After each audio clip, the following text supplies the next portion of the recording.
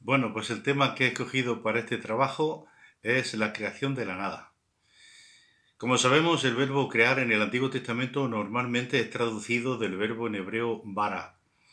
Génesis comienza con la declaración de que en el principio Dios creó los cielos y la tierra, Génesis 1.1, y con ello se incluye toda la creación en general, como sabemos. Este primer versículo bíblico está repleto de significado. Afirma que todo lo que existe fue creado por la acción directa de Dios. Y significa que hubo un principio en el tiempo. Que la creación del universo incluye la del tiempo, por lo que antes de la creación no se puede hablar del tiempo. Dios no está sujeto al tiempo ni al espacio.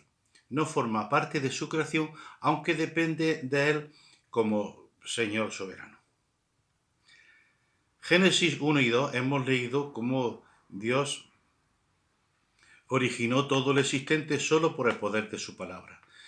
Distintos comentaristas han tratado de dar otro sentido a la frase que habla de una creación original de la nada.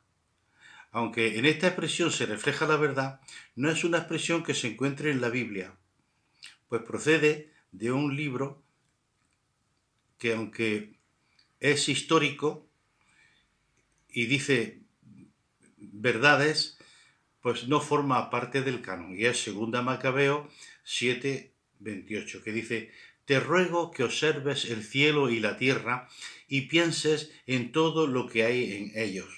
Dios hizo todo esto de la nada y de la misma manera hizo la raza humana. La expresión ex nihilo llegó a ser interpretada como el nombre de una cierta o determinada materia a partir de la cual Dios creó el mundo.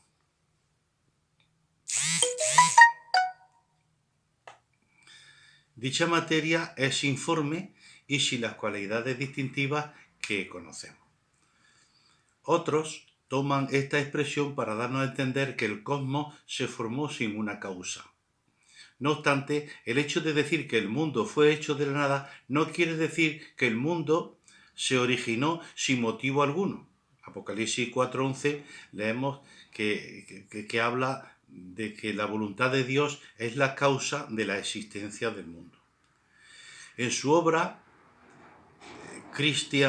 Dogmatismo Cristiano, en su página 116, Marchensen dice: de la nada, o sea, la nada de la que Dios crea el mundo está formada por las eternas posibilidades de su voluntad, y ellas son la fuente de lo actual en el mundo.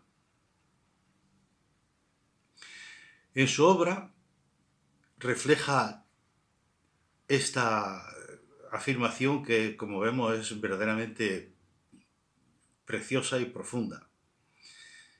Si el principio de que no hay efecto sin causa es aceptado, hemos de admitir pues su verdad. La base bíblica para la doctrina de una creación de la nada, Génesis 1:1, no refleja el principio de la obra de la creación, y no hay referencia alguna de que Dios creara de una materia preexistente, sino que fue una creación hecha de la nada, en el sentido más estricto de la palabra.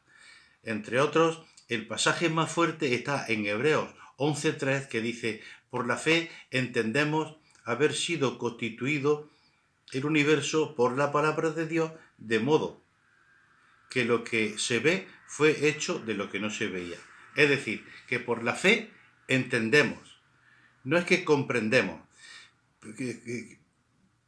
percibimos, no es que comprendamos, pero sí percibimos en cierta manera que el mundo fue confeccionado por el poder creativo de la palabra de Dios.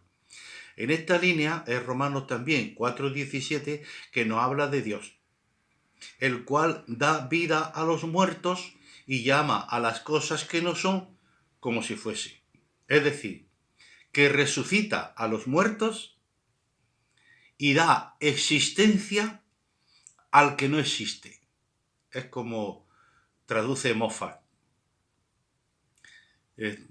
tomado de Berkhoff, Teología Sistemática.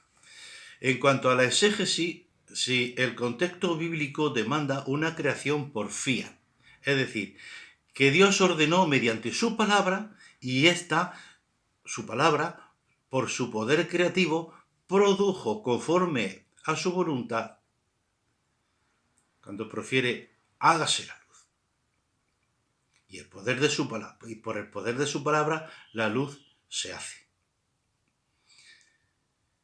De esto tenemos un paralelo también en el Nuevo Testamento, en los milagros del Hijo, la segunda persona de la Trinidad, y que nos relatan los evangelios.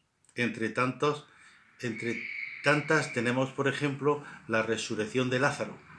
Lázaro era muerto ya de 4 días, por tanto, estaba ya en proceso de descomposición.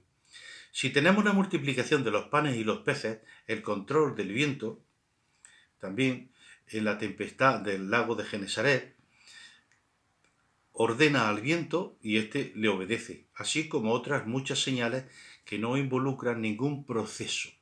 O sea, no involucra ningún acto anterior, ningún acto simultáneo, ni ningún acto posterior.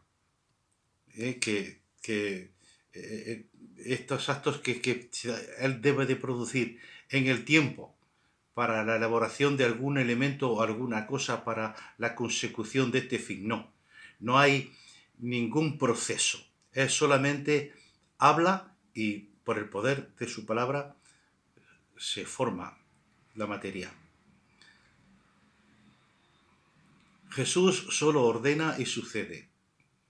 La sanidad, sucede la resurrección, sucede la multiplicación de los panes y los peces, sucede el cambio de la sustancia del agua en vino. Él simplemente ordena y las cosas suceden. Dios habla. Lázaro, sal fuera. Dios pronuncia la orden y el que dejó de existir volvió a existir, volvió a la vida por el poder de su palabra. Un estudio muy cuidadoso de Génesis 1 y 2 no lleva a la conclusión que no sea la de la creación por fiat. Así como otra multitud de pasajes, tanto en el Antiguo como en el Nuevo Testamento, que tratan de la creación. Por ejemplo, Job 33:4, que dice: el Espíritu de Dios me hizo y el soplo del Omnipotente me dio vida. En el Salmo 8, del 3 al 5, leemos también: cuando veo tus cielos, obra de tus dedos, la luna, las estrellas que tú formaste, digo, ¿qué es el hombre para que tengas de él memoria? Y el Hijo del Hombre para que lo visites. Le has hecho poco mejor que los ángeles, y lo coronaste de gloria y de honra. Y en Hebreos 1:2, en estos postreros días nos ha hablado por el Hijo, a quien constituyó heredero de todo y por quien constituyó a sí mismo el universo. Bueno, pues Dios os bendiga.